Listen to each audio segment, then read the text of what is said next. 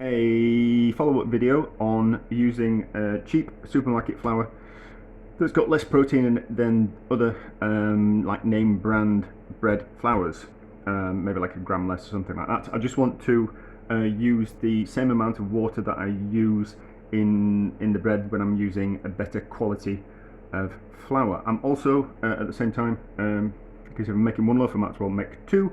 I'm also going to I'm going to make some wholemeal stroke brown bread and kind of talk about how I feel about those type of flours and what you need to do to them when you're making bread, because they're not, it's not, even though it is flour, it's not like 100% flour like that is. It's got other bits in it, and so you need to kind of compensate for those when you're making the bread. So we'll start off with the starter, and today I will make the starter in a jar, so we can actually see the starter as it grows, and also go and put a rubber glove on the top of it, and then you can see how much kind of carbon dioxide it's creating. So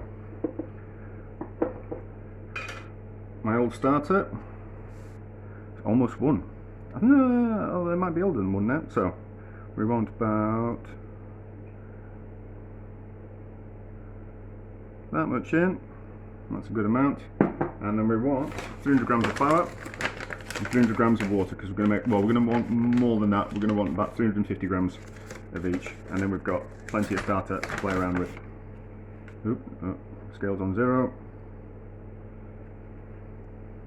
Hopefully it'll all fit in this jar.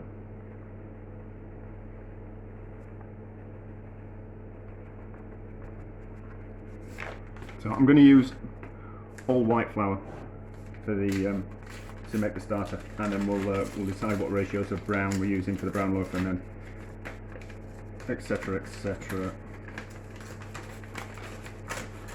Make a massive bag. It's alright, so a few grams.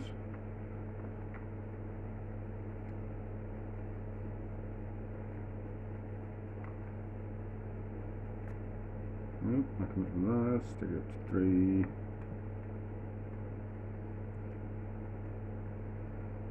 $50, and then we'll give it a good old stir. I might actually, I think I might probably need a lot bigger jar because it might just explode out of this, but we'll find out. So take it up to 700.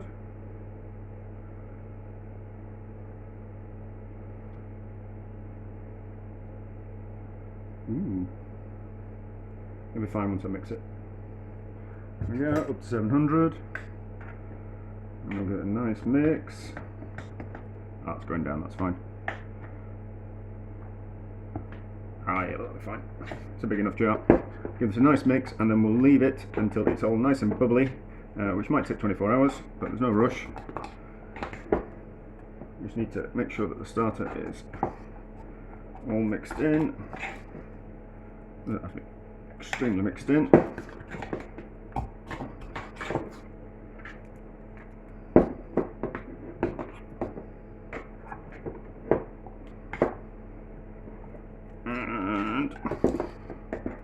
That'll do.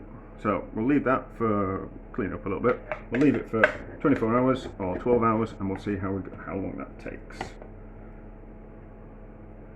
Making a mess of all my fingers, so I've got nothing to turn the phone off with. It's fine, there we go. That's it for the moment. It'll just stay somewhere warm-ish until it starts to really start fermenting and the yeast is really active. The starter is nice and active. You can see all the bubbles there, and I've put an old rubber glove on the top of it, and you can see that it's filled the rubber glove full of air as well. It was flat when I put it on, trust me. It's even squirted into a bit of the glove as well. It's that active.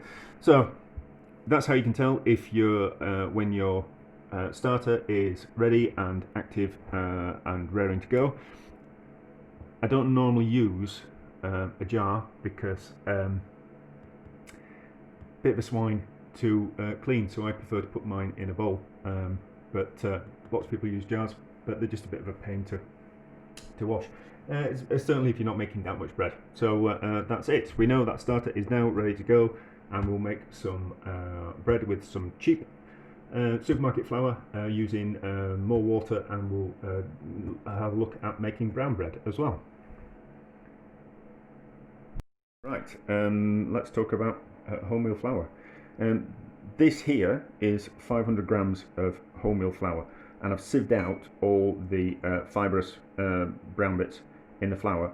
There is, so in 500 grams, there is about 450 grams of white flour and 50 grams of this. So that affects your bread recipe, because that's not going, you're actually using less gluten, unless there's going to be less gluten in the flour, because that's not going to contain any gluten. Well, it might contain a little bit of gluten, but all the gluten is going to be in there. So essentially, you're making a bread recipe with less gluten in it, even though the one that I bought is the very strong wholemeal flour. There is still not going to be the right amount of gluten in for the recipes that you're going to make. So what I do is I sift my flour to get rid of all those brown bits, and then I make sure that I've got 500 grams of flour, and then I mix my bread, and then I mix those back into it. So it changes the kind of consistency of things. Seems like a bit of a faff, but it's worked in the past. Otherwise, you end up with kind of like a very wet dough. Because there isn't the gluten or the water absorption in the same kind of way as when you just use white flour. So that's what I do. I'm also going to add some of this as well. So I'm going to sieve out that. So I'll make sure that I've got 500 grams of pure flour, and then I'm going to make the bread the same way, but then I'll add back in this.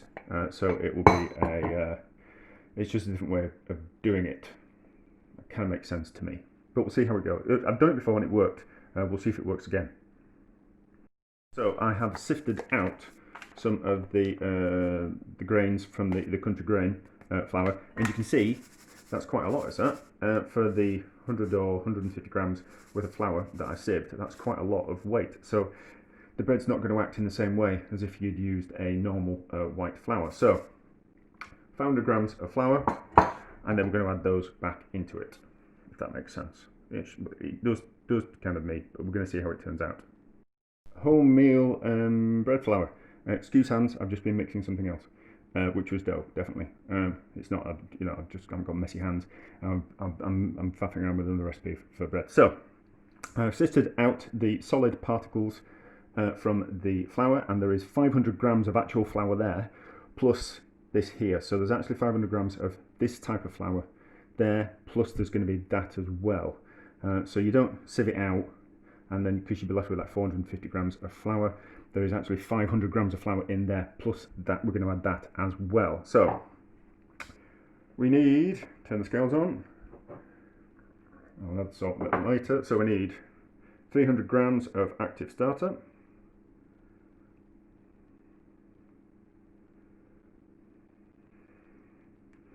so I don't like using jars because it's just a bit of a swine to get out of, whereas a bowl, so much easier.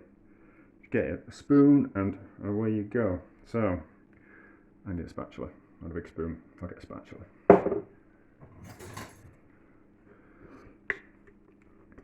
So spatula in.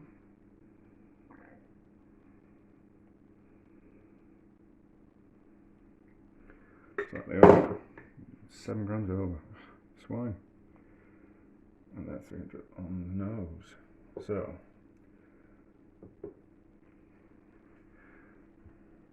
$275 grams of water, and then approximately 2 or 3 grams of salt, which is like my size pinch, that, and then we'll give it a mix. Move that out of the way, a bit more stable. Give it a mix. What I'm going to do is we're going to mix this, we're going to leave it for an hour, and then we're going to knead it, and then I'm going to, we're almost finished. Brown bread's a little bit of a pain to knead as well because of all the fibrous material in it. So I think it's better that you sift it out before you knead it, and then knead it back into the bread when it's fully kneaded, which is a bit of a cockeyed way of doing things. I don't think it doesn't really matter if you're doing it by a mixer, but if you're doing it by hand, it's quite abrasive as well. So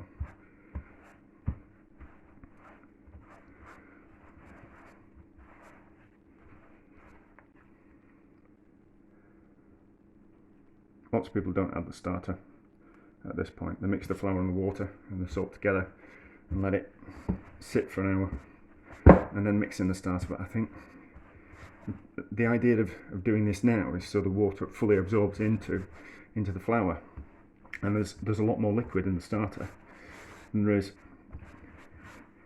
And there's different amounts of liquid, so I kind of think you want it to be all added together, so it's all kind of quite uniform. But anyway, I'm sure there's a proper reason why you're supposed to do it that way. I don't, and it's never gone wrong. He says this might be the time that goes wrong. So I'll get off my hands, give it a good mix.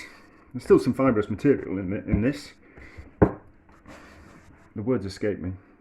The husk from the wheat, possibly. I don't know.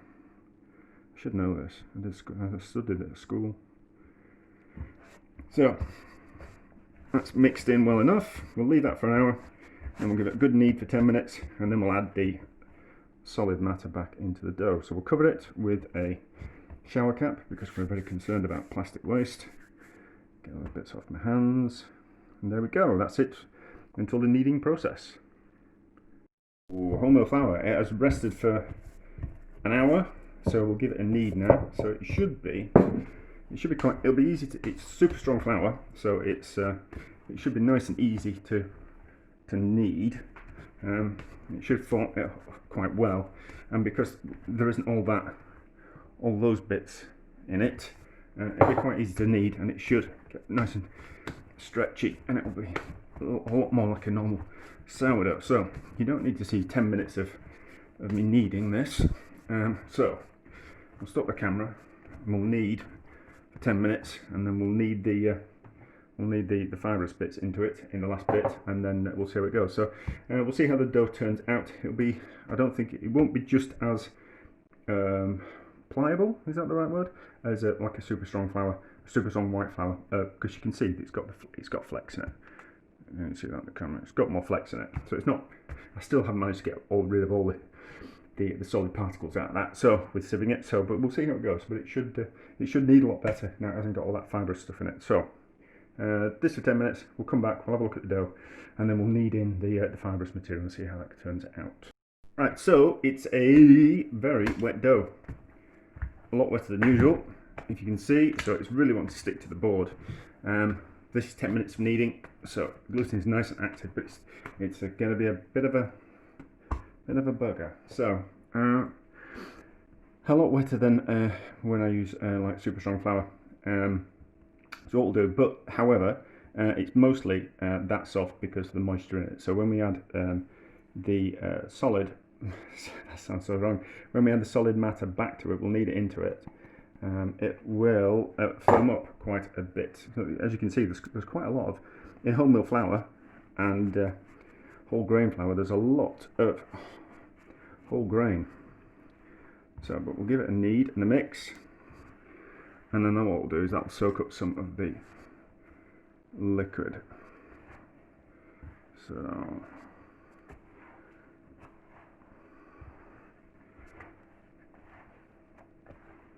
I'm trying to be careful because I don't want it going everywhere, because I'll have to clean it up. Well, you don't have to, you can always leave a mess on the floor, but it just means I'll treading it all around the house. Okay, so it's firming a little bit up.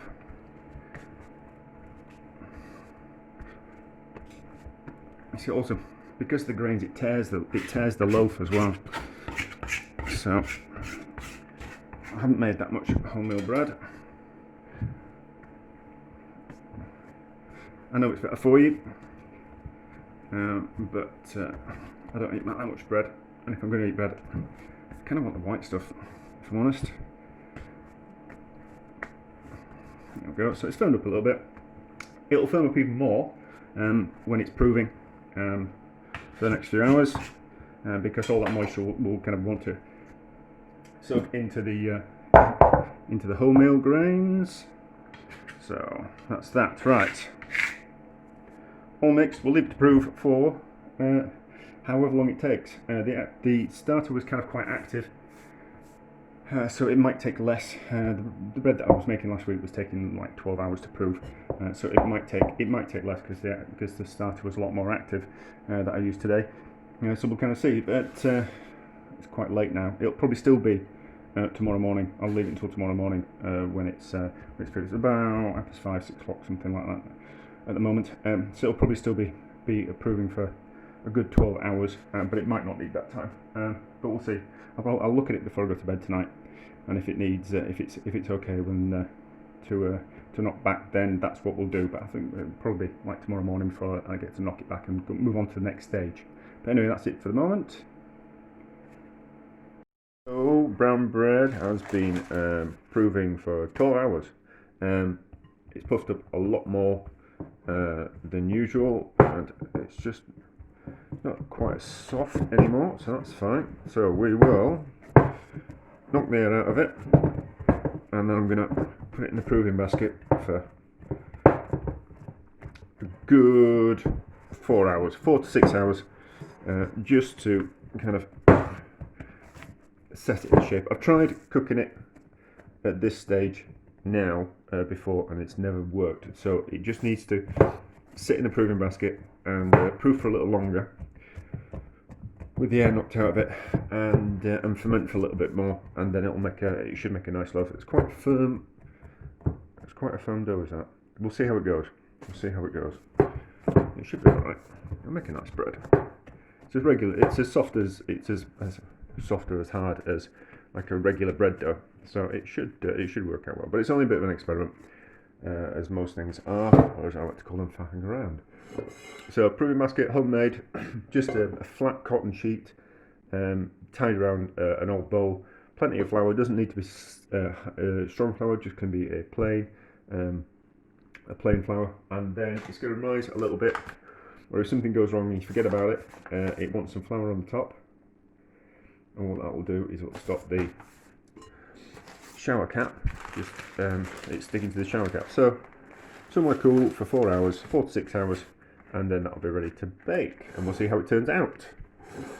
Fingers crossed. It'd be nice, you know. Ooh, a few hours later, maybe 6, maybe 7. We've got a little bit of rise from the brown bread. As you can see, it's kind of split on the top. I'm going to cook it in the cast iron pot, so that's going to end up being the bottom of the bread. So we need to put a little bit more flour on the bread so it doesn't stick to the bottom of the cast iron pot. Oven's on full and it's on fan.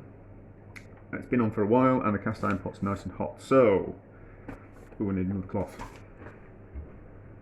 Don't want to burn myself. So that out of the way, we'll get the cast iron pot out of the oven. Plop in. Got a little craft knife ready just to give it a quick score. I'm going to go over the top of the bread today, see if it makes a nice nice split and explosion in the bread. Chopping board, because the pan's going to be really hot and I don't want to burn my work surface.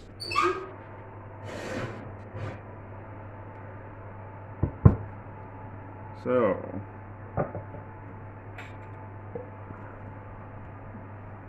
plop the bread in.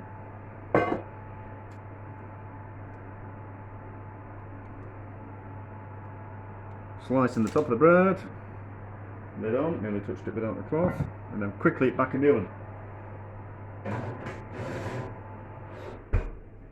20 minutes on full whack, and then I'll turn it down to 180 and take it out of the cast iron pot, and then that'll crisp up the crust on the outside and kind of keep its shape. If you carry on cooking it at full whack, it will just burn on the outside and be raw on the inside. So we need to turn it down, pull it out. But that's the brown bread. We'll see how we go. Minutes is up. Let's have a look. Ooh, look at that. That's impressive. Somewhere safe. So we'll get this out and then it can go back in the oven on 180 for another 25-30 minutes, something like that. Loaf is out of the oven. Nice and crisp on the outside, nice and hollow sounding when you tap it on the bottom. Can't cut into it straight away. Needs good 20 minutes, 40 minutes, an hour, just to cool slightly. If you cut into it now, it's going to want to it'll collapse, even though the crust is crisp on the outside. Yeah, I've never got into the whole rolling and folding of the dough. That's something I might look into in the future, and then you get like a uniform kind of explosion of the bread and that nice kind of tear. But that's okay, you know. But obviously, there's a lot of life in the dough that it wanted to explode that much. So we'll leave it for a little while, and then we'll cut into it and see what the inside looks like. Right, let's have a look inside. Doesn't really matter which way we slice it.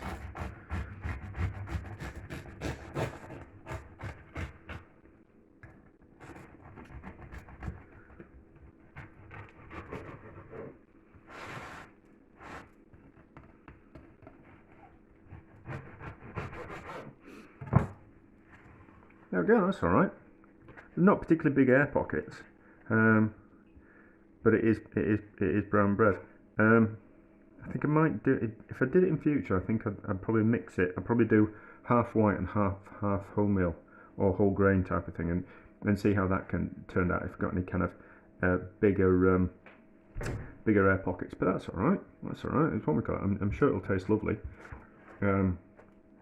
Just not the kind of big air pockets that you get with a normal sourdough. Feels, no, it doesn't feel kind of quite dense, but that'll be nice one. That I shall give it to my mum, I think. But anyway, that's all right. I've got some more wholemeal and some more whole grain flour, so I'll probably have another play around with wholemeal in the future and see what we can do with it, and see if we can make a more sourdough looking loaf. But that's all right. It's all right. Anyway, that's that for the moment.